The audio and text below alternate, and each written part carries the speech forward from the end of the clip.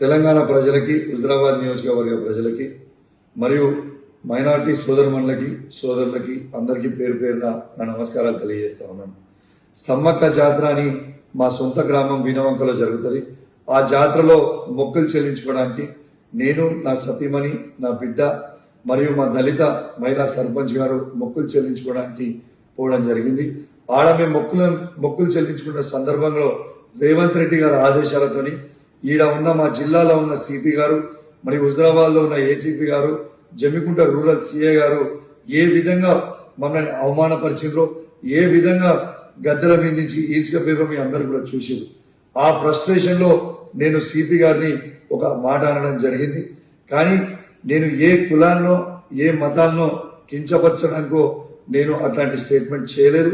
నా ఉద్దేశము అది కాదని కూడా మీ అందరికి కూడా తెలియజేస్తా ఉన్నాను. ఇలా ఒక్కసారి ఆలోచన చేయండి. ఆ ఫ్రస్ట్రేషన్ లో, ఆ ప్రెషర్ లో, ఆ టార్చర్ లో నేను ఒక మాట స్లిప్ అయితే కావచ్చు.